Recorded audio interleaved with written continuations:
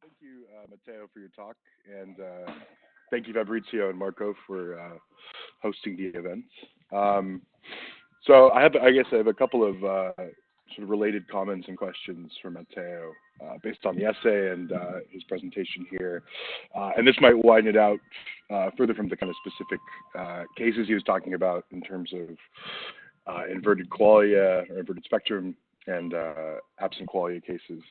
One of my questions was for Matteo, just in terms of IAT's sort of promissory notes, in terms of the identity that IAT posits between intrinsic kind of cause and effect structures and phenomenal experience, and kind of this, another promissory note that we get from Brazilian monism in terms of his description of categorialism in terms of these categorical properties that ground particular phenomenal experiences.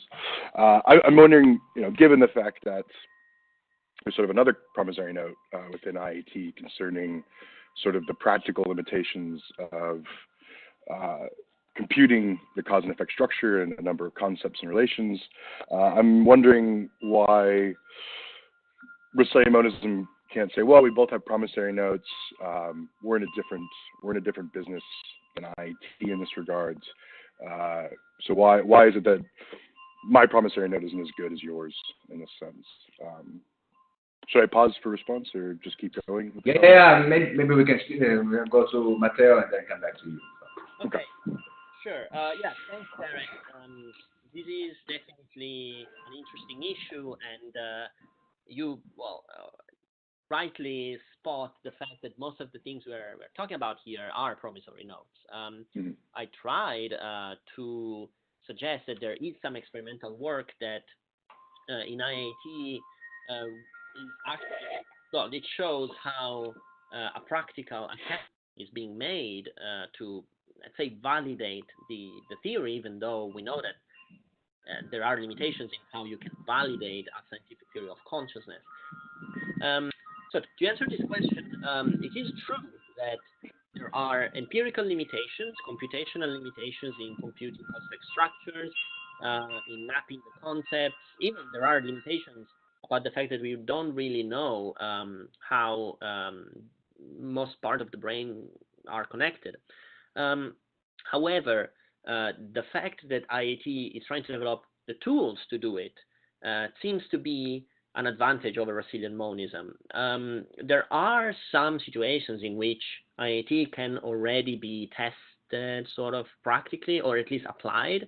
So for example, with the PCI, perturbational complexity index, IAT could be used to say, even just like in the first place, if the level of consciousness in a patient, in a VS patient or locked-in syndrome patient is high or low, and this is just a very rough and a very primitive way to try to apply IAT.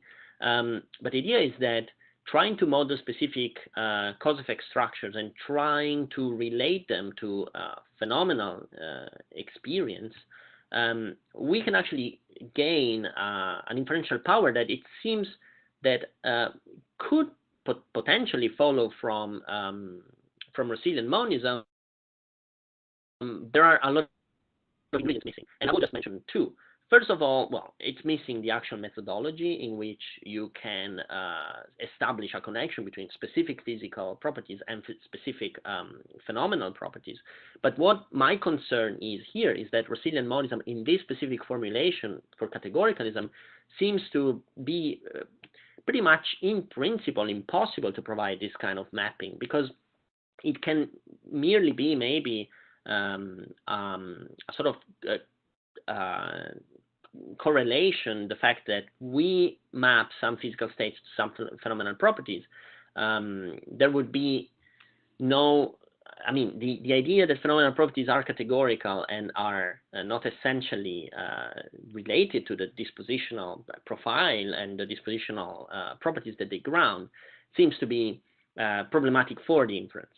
Now, one question that you could, of course, ask is, what about other versions of Brazilian monism, versions that don't accept categoricalism, but maybe accept pandispositionalism? And I believe this is definitely a direction where we should go. There have been some attempts, like Hedda Hasselmerk is trying to develop this sort of resilient monism. Um, my my question is how much of resilient monism we still keep if we simply drop the categoricalism assumption. And the second concern is that it seems like resilient monism would simply become a sort of subset of IAT instead of being a competitor. So those are my main comments on this. Okay. Yeah, so this actually leads me into my next question. So I guess maybe I'm playing devil's advocate for Resilient monism, even though I'm not a Resilient monist, which I think you know.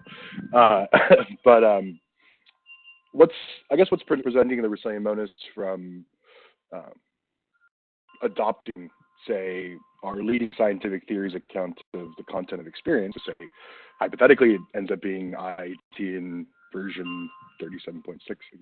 We get the story about the content of experience, and they're saying it's perfect. Okay, that's perfectly fine. We now have an explanation for why the proof that we posited as a matter of our theory about the kind of categorical nature of matter grounding these content of experience. And now we have a perfectly fine, say, using the terminology of IT, kind of extrinsic explanation about the kind of higher level content that we get in our experience. I was wondering, well, wouldn't that kind of indicate the kind of categoricalist version of Resilient monism in that regard? But yeah, I'm not sure if you have a response to that. But Yeah, no, this is I think it's a fair point, and I think it is actually a very subtle point, because I always struggle in trying to think if so. Let me say something first. I think resilient monism, in terms of the metaphysics behind it, have been developed for like 2 decades, and it's probably more rigorous than IT in this very moment, in terms of metaphysical details. So I always think that IIT would benefit a lot from embracing a metaphysical view that is rigorous and well developed and well established. The main concern I have with respect to resilient monism in general, even if we had to formulate the version of resilient monism that is compatible with cause effect power, is that if resilient monism keeps a distinction between phenomenal properties and physical dispositions and claims that there are two kinds of properties in reality, then even having IIT as a sort of tool to study the connection between the two from a priori principles and reasons, it seems that there will still be a question about this metaphysical connection and the necessity of this metaphysical connection. So recently, a paper, as you know, has been published trying to push for an illusionist account of IAT, in which basically Calvin McQueen just claims, why should we accept all the metaphysics and the philosophical claims about phenomenal experience? Can't we just, and all the axioms, can't we just start from the postulates and build a science of consciousness that merely give us a perfect correlation between physical states and what we believe is phenomenal states, but we don't even know if there are phenomenal states. So I think in that situation, resilient monism would still be in trouble. It would still say, well, we need still an explanation of why cause effect structures and their properties are metaphysically necessarily connected to phenomenal properties.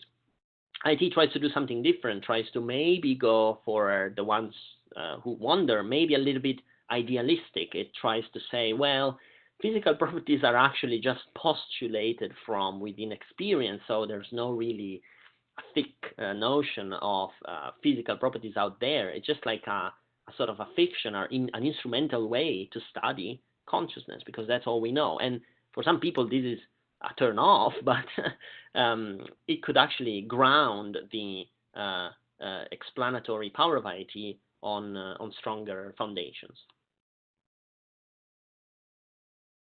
All right. So thanks for this very interesting talk and corresponding paper. Thanks for hosting this event. My question is sort of similar to previous question by Garrett. I do have a follow-up question, so I'll just ask them both in one go. So you convinced me that pan-dispositionalism is one of the options that at least deserves some serious consideration as a candidate for metaphysical framework for IIT. But you seem to argue for more than that. You seem to argue that pan-dispositionalism is somehow preferable over Russellian monism. And I myself sort of being undecided on the issue, also, want to take the opportunity to play devil's advocate a bit and press you into elaborating more about why pan-dispositionalism is better. In particularly, I was hoping that you could elaborate on the following concern that I have with the line of reasoning in the paper, which is that I feel that you start off discussing Russellian monism, and it has a couple of problems. Those are the main problem is that ficcal-qualia scenarios are possible, which is absurd. Then Russellian monism is silent on the content of experience. Possible solutions that say that categorical properties bestow dispositions necessarily, invoke unexplained brute facts, categorical dispositions which sort of collapse into dispositional essentialism. They appeal to laws of nature that must be contingent. But I think it's arguable that these issues can be addressed by filling in sort of the details of Russellian monism with IIT.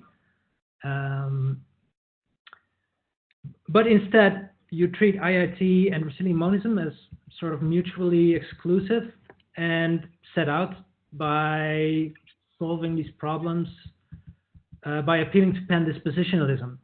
This doesn't seem like a completely fair comparison. At least it's not complete. I think, IIT, as I said, IIT and Russellian monism together can establish this necessary connection between categorical phenomenal properties and dispositional properties, thereby, also dealing with ficcal-qualia scenario. But then I think the second issue is the original problem was that possibility of ficcal-qualia scenarios is absurd, which basically forms the basis for rejecting Russellian monism. But this absurdity has not really completely been eliminated. Basically, it has shifted from one ficcal-qualia scenario between categorical properties and dispositions to another one involving this functional isomorphic systems with radically different experiences or even no experiences at all, where the subject doesn't know whether he or she is conscious, she can't tell, but an outside observer from sort of without can tell what's happening. And then I think if absurdity in this sense is a reason for the rejection of Russellian monism in the first place, doesn't IIT in this way sound even more absurd? And should IIT pair it with Russellian monism or pan-dispositionalism, either way be rejected on that basis? Okay, so thanks for the many questions. Actually, there's a lot of aspects here. Just for the record, you're referring more to the paper than to the talk. So if people are puzzled, just some stuff you're referring to are in the paper and were in the talk. Can I just ask you one clarification, because I'm not sure I understand the last claim you said. Why do you say should an IAT sound even more absurd? Because it sounds like IIT. It's built upon the premise that there's an infallibility of at least some phenomenal beliefs, right? It starts with Descartes' cogito, but then sort of one of the consequences is that an outside observer can tell whether a system is conscious, while the system itself can't. And this is arguably even more absurd than fickle qualia scenarios. Okay. Oh yes, thanks. That's a very good point, and it really clarifies the issue. Okay. So so let's start from the first question about resilient monism and IAT. So as I was saying before, in reply to the previous questions, I think that resilient monism and IAT and pandispositionalism are not necessarily mutually exclusive, because otherwise that wouldn't even call for a sort of metaphysical showdown if it was just like clear a priori. But what I think is that categoricalism or mixed view, like which allow for the existence of categorical and dispositional properties. So categoricalism, mixed views, and pandispositionalism, I think, are mutually exclusive. On one hand, there is a version of resilient monism that is deeply based on a categorical view, which is the one I've been mostly referring to, which I think is problematic independently of IAT. It's problematic in itself, and that's one of the claims I tried to raise. So the sort of reason why resilient monism is problematic is because of categoricalism. So now there's two questions. One could be, as we were saying before with Garrett, why can't resilient monism just endorse pandispositionalism or a mixed view? Well, it is also already a mixed view, but why couldn't it endorse pandispositionalism so that it could resolve this problem of categoricalism? Well, I think that's a whole other paper, and there's, of course, other people working on that, but I wonder to what extent that would simply lose the core foundation of resilient monism. To my knowledge, the attempts that have been proposed until now, like Hedda-Hasselsmerg attempt, is based on the fact that categorical phenomenal properties necessarily ground powers, but they are not identical. However, there are some views that claim that the categorical properties are identical to the powers. But even in this sense, it seems to me there is this sort of like metaphysical distinction between two kinds of property that is not resolved, and that's the main argument against, for example, powerful qualities views such as John Heil. So in the end, powerful qualities or identity theories of powers and categories be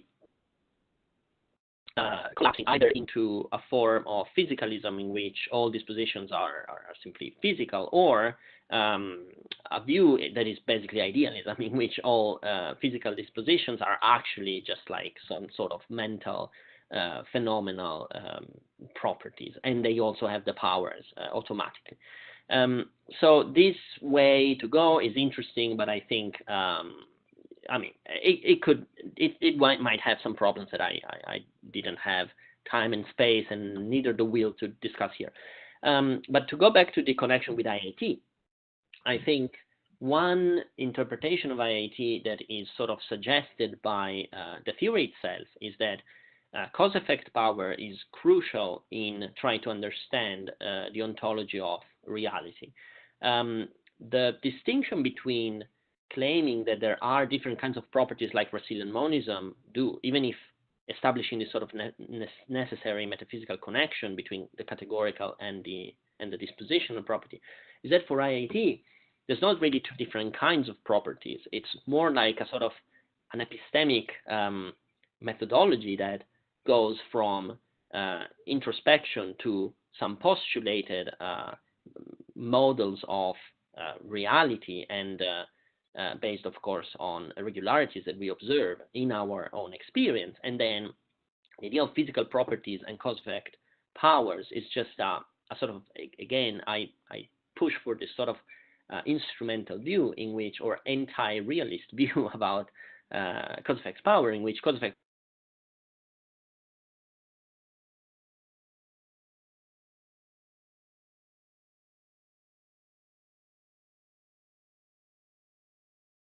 power maps, I think a lot of people might be afraid of, could lead IAT into an extremely idealistic and experiential, pan-experiential view. So this could be a problem. But I think there is an incompatibility between versions of Russellian monism as they have been formulated right now, or close neighbors, and IAT. Of course, there is ground for reconciliation, for different formulations of both IAT and Russellian monism. But so I'm not claiming to be the last word on this. But I think at the present time, perhaps this is the situation. One last thing about your second question, which is the scenario of disappearing qualia. So in the paper, I also mentioned the scenario in which, for example, the thought experiment in which substituting neurons in my own brain with little transistors, they're functionally isomorphic, we could end up with a perfect duplicate, a behavioral and dispositional duplicate of myself, which is not conscious. And the interesting thing is that I think, so you point out that the absurdity of this scenario comes from the fact that theoretically, in theory, I wouldn't be able to tell that I am not conscious because all the mental all the behaviors, all the beliefs, all the utterances will be exactly the same. So now, this is, I think, an interesting point that can be turned into a positive argument for IAT with a little bit of effort and hope and faith, because seen from the Russellian monist perspective, we could think, well, my copy with transistors in place of neurons will still have dispositions that are grounded in phenomenal properties. However, I actually have no way to say if these phenomenal properties will be phenomenal properties that are identical to the ones I have right now. And there is a chance that actually even uploading a mind on a system that is completely different could preserve phenomenal properties. Chalmers surprisingly seems to accept this possibility. So it could be that the phenomenal properties don't actually change even if there's a massive change in the physical properties. Or it could be that there are no phenomenal properties at all, because by X hypothesis, I'm becoming a zombie, which, well, wouldn't be technically a zombie for Russellian monism, because there will still be some phenomenal properties that are instantiated at the level of the maybe microphenomenal properties, microphenomenal entities that compose my transistor's brain. So now, the fact that this is the case for Russellian monism leads to the situation in which the subject wouldn't be able to tell if it's conscious or not, but it would behave as if it is. But also from the outside, it wouldn't be possible for no one to judge and to check if there are phenomenal properties instantiated or not, even indirectly looking at the physical substrate. So I'm trying to say that this can be turned into a positive argument for IAT, because maybe if IAT is correct, this is actually a better situation, since by substituting transistors instead of neurons, my cause-effect structure will change. It is true that I wouldn't be able to notice whether I'm conscious or not. But the interesting thing is that there would be an objective fact about the world, about reality as it is postulated by IAT, that experience will be instantiated or not. That cause-effect structure will correspond to an experience or not. And despite being, of course, hard to prove and have an absolute justification of the soundness of this approach, it will be at least in principle an advantage because it could give us this sort of, instead of being in the situation where Arcelian monism cannot tell from the first person perspective or from a third person perspective if phenomenal properties are instantiated, IIT aims really ambitiously to give the tools to check if phenomenal properties are instantiated based on cause-effect structures, which is, of course, a consequence of the whole inferential circle and metaphysics and methodology of IIT. So the absurdity would be resolved in the fact that there will be no way for a system to know if it is conscious or not, but there will be an objective fact of the fact that that system is not conscious. And despite being very hard to conceive what it feels like to be an unconscious duplicate, at least we could imagine that there will simply be nothing. It is like to be as there is nothing to, it is like to be a rock. And there will be a way to check. So I don't know if this is satisfactory, but I think it is a very deep and interesting issue. So thanks for the question. Thank you, Matteo, for the nice talk. The presentation actually clarified some of the things I found problematic on the paper, and I also think the paper is pretty well organized and pretty clear. I have actually one major comment, which is something you already gestured towards in giving the answer to Garrett, which is namely, I find really odd this contrast between IIT and Russellian monism in the first place. And the reason is that because I take some elements from the paper, because there are some features you discuss in the paper but not in the presentation. So you start the paper at the very outset by saying that scientific theories of consciousness are expected first and foremost to provide us with new insights about the neural structures and processes that are crucial for consciousness. And this boils down to the search for neural correlates of consciousness and so on and so forth. Okay, and then it seems pretty much clear that IIT is a scientific theory of consciousness, and therefore it aligns with this research program and aims at finding out neural correlates of consciousness. However, the aspects that you discuss of the IIT have virtually nothing whatsoever to do with this.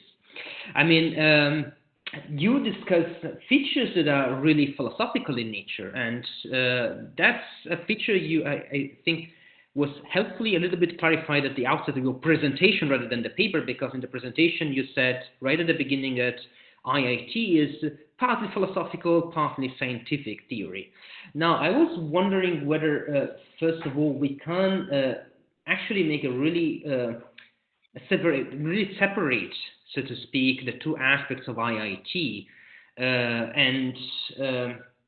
The reason is the following one, because the IIT, as you present it, makes a lot of commitments which are extremely problematic from a philosophical point of view, like the Eleatic principle.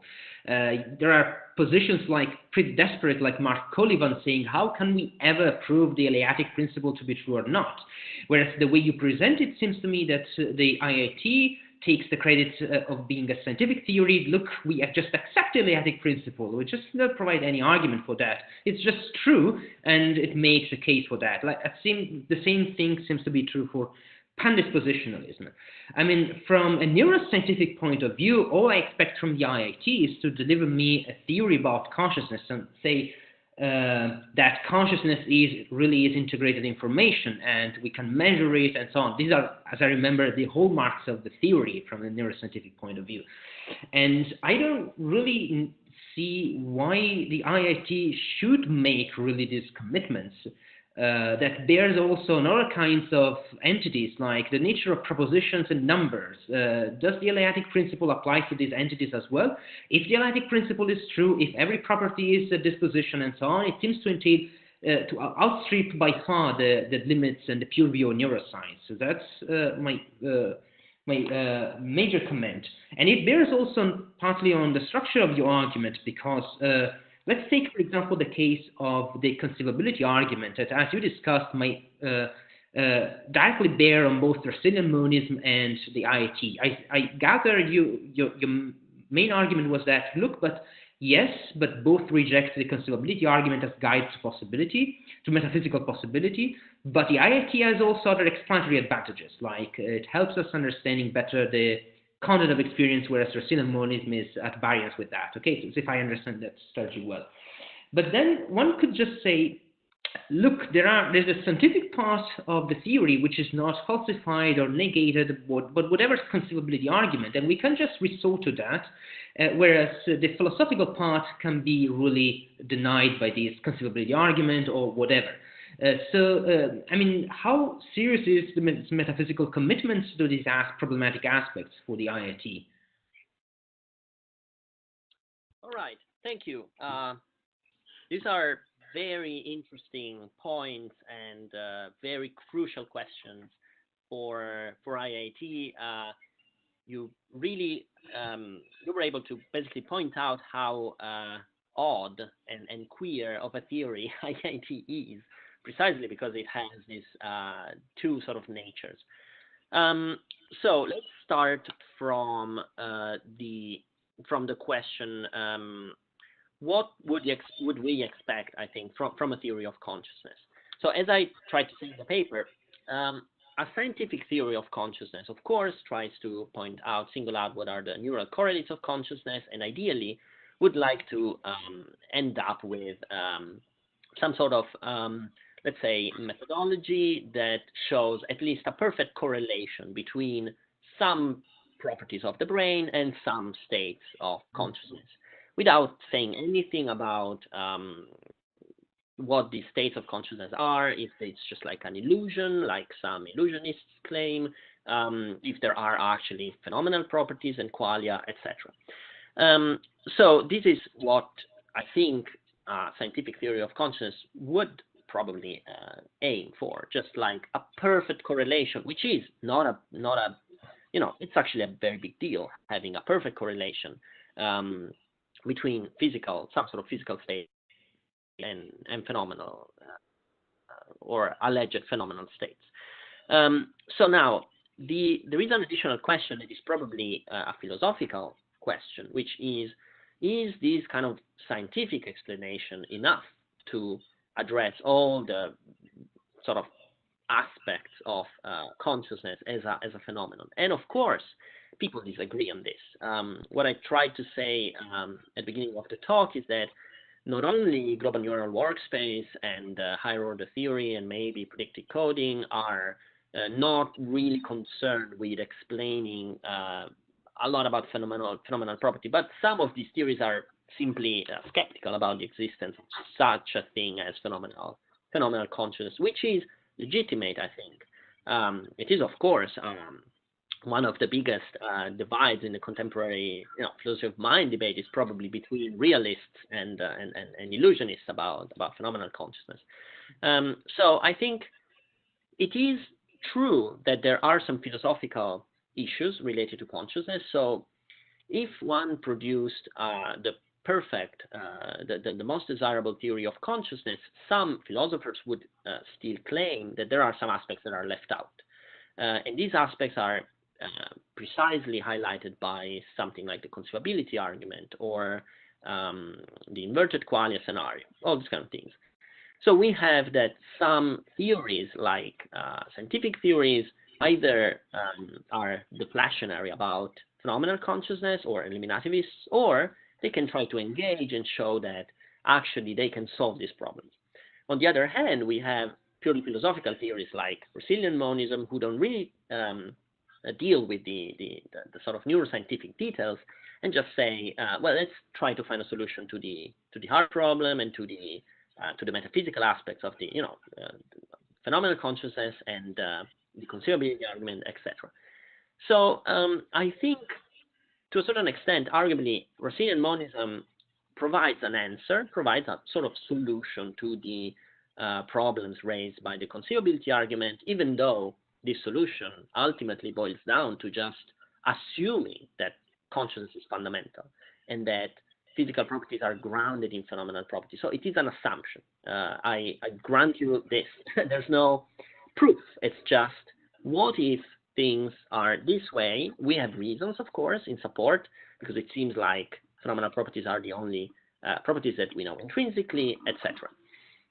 Now, I agree that IAT tries to do both at the same time. It's overambitious, probably, as a scientific theory of consciousness, and it is also overambitious as a philosophical account of consciousness. So it is uber ambitious. And this could, of course, turn off some people, and it will necessarily lead to many, many problems. What I would like to say in reply to your question, why IAT needs both aspects, is the following thing.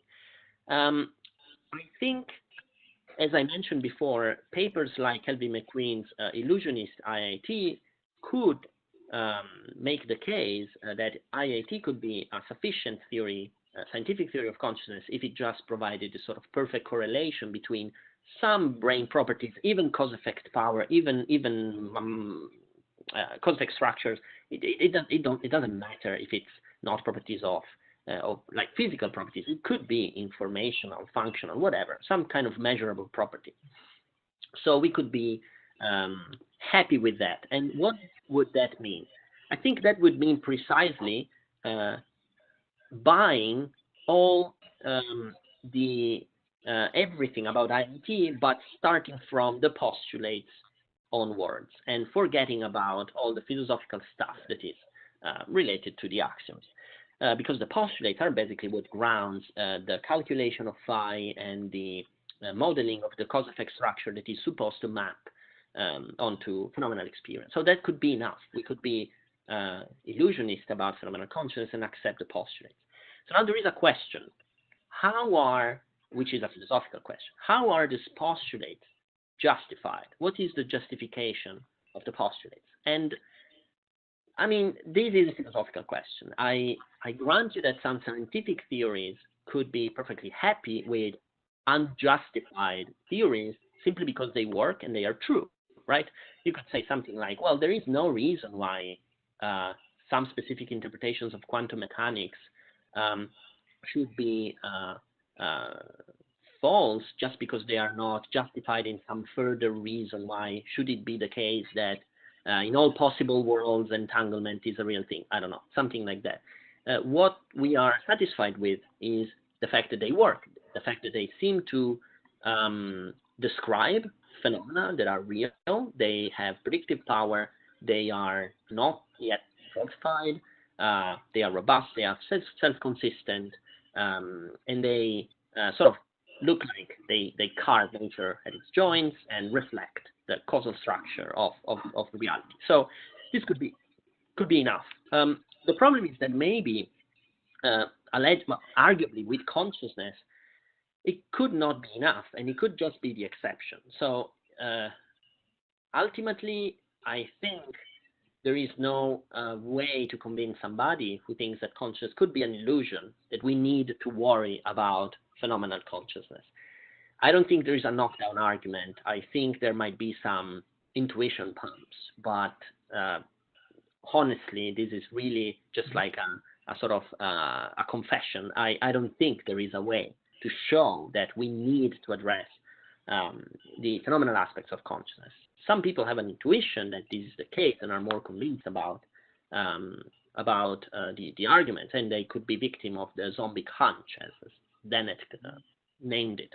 However, if we start from the either intuition or even just we accept with the benefit of the doubt that consciousness might have some phenomenal aspects that are not accounted for in scientific terms, then I wouldn't see any loss in having a theory that would be able to do both at the same time. So the idea is that the axioms are necessary to ground the postulates, because they say something like, well, it's not that we programmed a postulate generator and we came up with 1,000 different lists of postulates, and now we have to check all of them. That would be combinatorially, but probably just like impossible. What we actually do, we look at the properties of experience, or the properties that we think should be essential to experience, and then we try to come up with postulates. And if the postulates work, they seem to reflect something about the physical world, then we sort of have an indirect confirmation.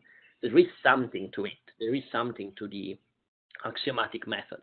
This is really some sort of methodological, a methodological approach that is really philosophical, almost phenomenal. So like Husserl or something like that. So I can understand the skepticism, and if you have any follow-up, please, I'm very happy to hear. Yeah, just a very quick follow-up. So I completely understand your reply. So you want to point out that, well, you might have a scientific theory, but the scientific theory still lacks a kind of philosophical foundation. So basically, that's your main point. And I kind of agree with that so much. My consideration making this point about the dual aspects, so to speak, of the IIT as you presented it was that, well, but maybe one can, so that your considerations in the paper might work pretty much well also in complete absence of the more scientific side of the IIT and be applied also to other scientific theories of consciousness. So let's say you can have, for example, that kind of philosophical support for the recurrent processing approach, let's say, I'm just synthesizing that, but to any other neuroscientific theories of consciousness, as long as you accept, for example, pandispositionalism, that doesn't seem to me something peculiar of the IIT itself as a scientific theory. So my point is that simply one can have the scientific theory and then one can justify it philosophically in different ways, but that seems to different enterprises. So, of course, Tononi might opt for this integral whole view, let's say the scientific part and this particular metaphysical part. That's, of course, what we all have, basically. But I wonder just how much this is characteristic of the IIT itself. Also, these attempts at mapping, for example, and use of category theory, for example, there are also other mathematical approaches to consciousness that try to do pretty much the same thing. That doesn't seem to me characteristic of the IIT as such, but it might be exposed pretty well with the IIT itself. So I wonder just how much what you're saying is really something peculiar to the IIT and not just from metaphysics in general. So you want to contrast Racine monism with the pandispositionalism, whatever the scientific theory is. So just to clarify my point. Yeah. Oh, I see. Yes. Okay, fine. I agree. There is definitely the possibility to just compare pandispositional accounts of phenomenal experience and categoricalist accounts of phenomenal experience, yes, without mentioning any scientific theory. I think, as I hope from the paper, I think pandispositioning per se would better equipped than categoricalism for reasons. I mean, reasons that are IIT. Yeah, exactly. So my attempt is a little bit more, less. It's more problematic for sure, because the idea is to try to take a scientific theory that, well, a theory that is partially scientific, but also tries to put together some philosophical assumptions. And I'm definitely not saying that it's the only theory that can do that. It's just a contingent fact of the current situation that theories like, for example, global neural workspace, since they don't really think it is necessary to go into the metaphysics, because they are sort of skeptical about phenomenal consciousness, they simply don't engage with the metaphysics. And I agree, we could come up with probably 10 metaphysical accounts that support global neural workspace. So I simply agree with what you said. It is a contingent fact that it is just a theory that has been formulated with some philosophical issues in mind. And it might not be the only one. I hope it is not the only one, and I hope it is not the last one. I think, from a philosophical point of view, it might be interesting to have a theory that not only provides scientific explanations, but tries to also support it with some philosophical foundations. And of course, the philosophical foundations will be debatable. And I genuinely hope there was more debate on the philosophical foundations of IT. So, for example, as you say, it could be very interesting to show that IIT is actually So the scientific side of IAT, the experimental and computational side, is actually compatible with different sets of metaphysical foundations, and to show and to try to open the debate on which tools, which conceptual tools can be used to, try to analyze and compare what are the advantages and the disadvantages of each of them. Actually possible. This is what happens if you see compared to physicalism, compared to dualism. Of course, there's a double, you double the order of complexity, and you double the order of possible overdetermination, undetermination of theories with respect to what you're trying to build. So just to sum up, I think I took a little tangent. I think it is not the only theory that could put together some philosophical foundation in support of some scientific theories. It is a contingent fact that it is probably one of the few that right now are trying to do that. And maybe this could be a good example. Maybe it could also be a good way for philosophers to engage more in philosophical analysis of scientific theories and try to say, to basically show, or simply to question, to ask the question, can philosophical approaches constrain in any way scientific theories of consciousness? I don't know if they can, honestly. I think ultimately maybe it's just a matter of having a scientific theory that comes with an optional philosophical baggage that you can accept or not based on your philosophical needs.